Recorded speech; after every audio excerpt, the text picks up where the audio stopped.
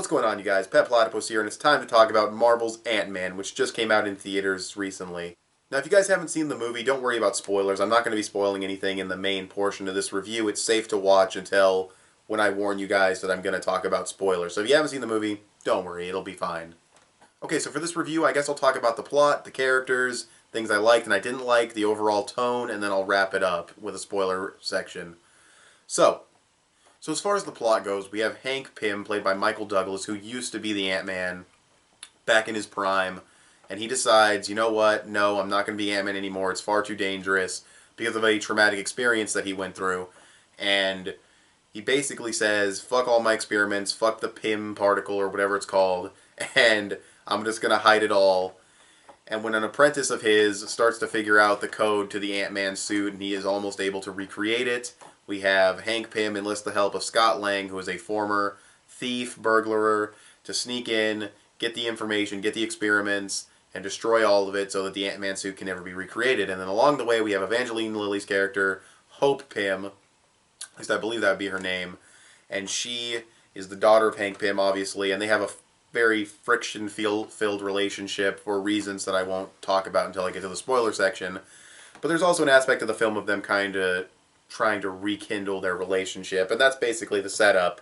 The tone of the film is a superhero heist film, and that is awesome, because we haven't really seen that in any of the Marvel movies. I don't think we've seen that in any superhero movie, but I can't really call that. I just know Marvel hasn't done it, and it's very cool. It's cool to see them mix genres like this, so you can kind of appeal to people who like heist films and kind of appeal to people who like superhero films, but without, spreading yourself too thin and not pleasing anybody. I was very pleased watching this movie. I thought it was very good. As far as the characters go, Scott Lang's our main character, played by Paul Rudd. He plays him very well. He's an everyman type character. I like him. He's funny. It's cool seeing him learn how to be the Ant-Man and everything. It's cool to see him have a mentor who teaches him how to do it. We haven't really seen that in the Marvel movies either, I don't recall. So that's very cool. As far as the other characters go, Michael Douglas is like the standout as far as performances go. You can really feel the weight of Hank Pym's character in this movie. Played very, very well by Michael Douglas. Then we have Evangeline Lilly's character, who also plays her character very well. She definitely turns in a good performance, and I also think that their relationship, her and her father's relationship in the movie, is definitely well explored. Definitely more well explored than another relationship in the movie that I'm about to go into. And that is the romance, if you want to call it that, between Scott Lang and Hope Pym. It's just, why? Like, it's not even like it's too intrusive in the movie. It's barely there. They don't like each other at first. They start to become more friendly with each other. And then at some point by the end of the movie, they kiss. And it's completely unnecessary. It adds nothing to the movie. It adds nothing to the character development. It is completely irrelevant and did not need to be in there at all. That was stupid. Another relationship in the movie that's not explored enough is Hank Pym's relationship with his former apprentice. I believe his name was Cross. I don't remember his first name, but I think his last name was Cross. He's the villain of the movie, and like almost all Marvel movies, he's an awful villain.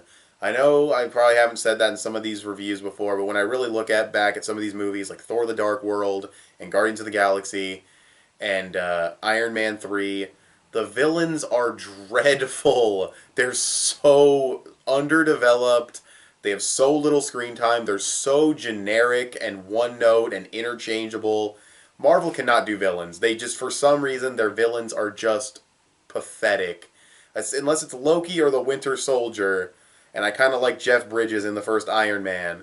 But if it's not those three, and mainly just those two, Loki and the Winter Soldier, the villains are just pathetic across the board. Just awful villains. So the villain did not please me at all. He was very bad and very underdeveloped. His suit was cool, though. His yellow jacket suit was pretty badass. You can see it in the trailers and everything. It's not a spoiler.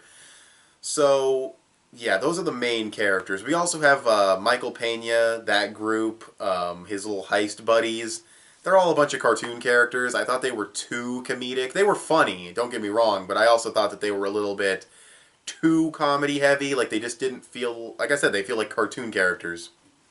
But still, they were entertaining. It was funny. I guess since that's characters, I guess I'll talk about what I liked and didn't like as far as the actual movie goes. The tone was a little off in the beginning. I didn't like the heavy comedic tone. Like, it felt like I was watching a comedy film. Because you know there's a difference between a movie with comedy and a comedy film. They just set up a different world, a different atmosphere, where there can be these really dumb characters who walk into Baskin Robbins and ask for a hamburger or something hot. That's found in a comedy, not in a superhero film that has to have serious parts in it. So I thought the tone in the first 20 minutes maybe was a little too comedy heavy, actually very comedy heavy, more so than the later parts of the film, which I thought blended the comedy in much better. And I don't mind the comedy in Marvel movies. It's just like I said, the way it was executed felt like I was watching a comedy film, and it was no, that doesn't work in the Marvel universe. So yeah, that didn't please me too much. But like I said, it fixes itself in the later half of the movie, and it's much better. So I guess another thing I didn't like, let's see, that's kind of a spoiler. No, that's a huge spoiler. Never mind. I'll talk about that in the spoiler section. But things I did like, Ant-Man fighting people is awesome. The creativity of it all when he's shrinking and growing. You know, he shrinks down, gets on this dude's shoulder, grabs his tie, grows big, flips him over his shoulder. We see in the trailer when he hops up on the gun, seeing him command the ants, seeing all the ants doing their different roles and how they all have different abilities. It very much reminded me of like the game Pikmin for GameCube. And there's also Pikmin 3 on the Wii U. So I don't know if you guys have ever played Pikmin or heard of Pikmin, but it very much reminded me of that with all these ants and giving them commands and everything and all the different things that they could do. So that was very fun. Let's see, what else happened in the movie that I really liked? The final fight between Ant-Man and Yellowjacket was actually very cool. I liked that the action wasn't the most overblown, crazy thing ever, because that's been like every Marvel movie since like Thor 2. I mean, Thor 2 had, yeah, it was pretty big, but like, I mean, Guardians of the Galaxy, Winter Soldier, Avengers 2, they were all just these massive, everything's exploding and dying, and it's just insane and huge scale. I like that this movie brought it down to a smaller scale. Ironically enough, they brought it down to a much smaller scale, which I really liked. And I definitely applaud them for that, because they could have gone blown out all over the top for this movie, because they maybe, you know, didn't have confidence in it succeeding, because it's Ant-Man or whatever. There's definitely more of an Avengers tone in this movie, that they mention the Avengers quite a bit. So yeah, and I'll talk a little bit more of that in the spoiler section. But yeah, I don't think they used Avengers as a crutch, but kind of, which they didn't have to do with Guardians of the Galaxy, so that's kind of, you know, it's whatever, but I don't think they had as much confidence going into this movie as they did with Guardians of the Galaxy. For some reason. I would assume Ant-Man's more well-known than Guardians of the Galaxy, but whatever.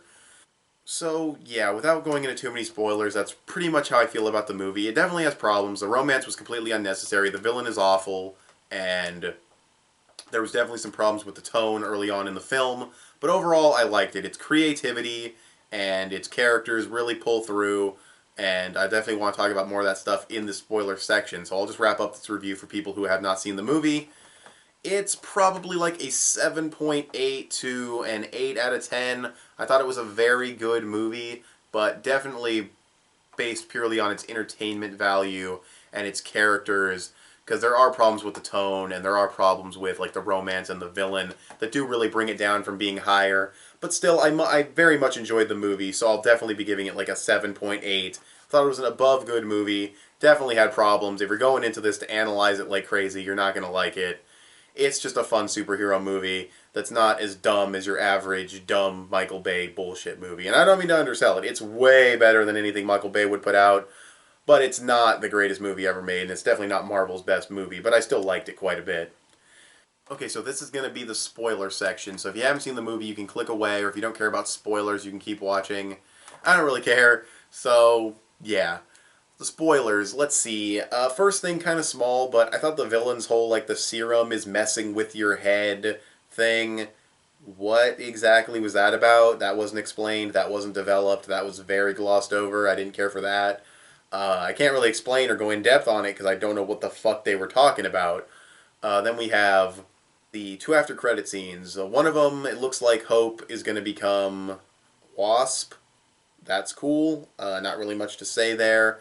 The other one with Captain America, Falcon, and Bucky, That plot line has progressed. The one that was started in Winter Soldier, it was touched upon a tiny bit in Avengers, and now it's in this movie a little bit more. It's, it's moving along, it's progressing a little bit. And, it also says Ant-Man will return, and they're saying we can't, ask Tony about this or whatever. So what they end up doing is probably end up going to they're probably going to end up calling Ant-Man. So that's kind of set up for the next Ant-Man movie, I guess. So, yeah, there's that. I like the Spider-Man reference. That was very, very nice. They threw in a little, we have guys who crawl on walls. We've got guys who swing around. That was very, very cool. The subatomic part, I mean, the whole, when his wife goes subatomic and saves the world and everything, and that's the traumatic experience that stops him from being Ant-Man and everything, or at least I think that was. That was one of the reasons why he stopped being Ant-Man. That was cool. I like the whole concept of going subatomic and how everything looks. It's all crazy and cool special effects and stuff. His fix for getting out of it, though, I mean, just taking the growing disc, putting it inside, and then growing big, and then forgetting everything that happened. I don't know. It's kind of an easy fix. I don't know. It wasn't bad, I guess. It was just too easy when there was so much weight and hype on this fucking subatomic thing. And then he's hearing his daughter's voice and all that, and then boom, fixed. And I don't know. It's just kind of not awful, like I said, but just too easy of a fix to me. Kind of had a problem with that, but I didn't hate it. It was okay. I can let it pass. He fought Falcon. That was spoiled. Not the whole fight, at least, but in a 30-second trailer I saw before watching a YouTube video, I saw Falcon, and I was like, really? That could have been a great, thing to have as a surprise in the movie, which is why I saved it for the spoiler section. The fight's cool. I like that he says, I fought an Avenger and didn't die. That was hilarious. Seeing Falcon was cool, and like I said, the fight was cool. So that was, very nice. What else happened? Also, when he was like going over that Avengers base and they played like a little bit of the Avengers music, that was kind of cool too.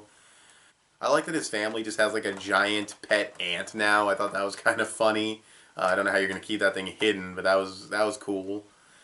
And it was cool seeing him, kind of rekindle his relationship with his wife, even though she has a new husband. So it's not like there's a romance there. Like I said, he has the romance with fucking Evangeline Lilly's character, which is stupid. So yeah, there's that. Not really much else to say. Oh, the beginning was cool, seeing, like, old Howard Stark and old, what was her name? Peggy, I believe, Peggy Carter, and a couple of other old S.H.I.E.L.D. members. That was very cool, seeing them. They got the original actor who played, Howard Stark in, like, Iron Man 1 and 2 and, like, the stock footage. I think maybe just Iron Man 2, if I remember. Yeah, so that was very cool. And, yeah, and seeing her in old person makeup, it looked good. And Michael Douglas looked great. I don't know what the fuck makeup they put on him, but he looked really young. That was awesome. So that's pretty much all I have to say about the movie. Like I said, I thought it was good. Definitely has problems, though. Like you've clearly heard through the regular review and the spoiler section, I definitely have problems with the movie. But it's still very enjoyable. It's still very fun. I definitely recommend you go out and see it. And I definitely want to see where Ant-Man goes, because it had great creativity in its action, and it had great originality in its setup of being a heist/superhero film. And I want to see more superhero films break out and do mixtures of different genres. But anyway, that's all I have to say. So, thanks for watching this video. Tell me what you guys think of Ant-Man in the comments section below. Follow me on Instagram, that would be cool. Rate this video, give it a thumbs up, that would be awesome. Subscribe if you haven't already, or if you like what you've seen here, and I'll talk to you guys later. Bye.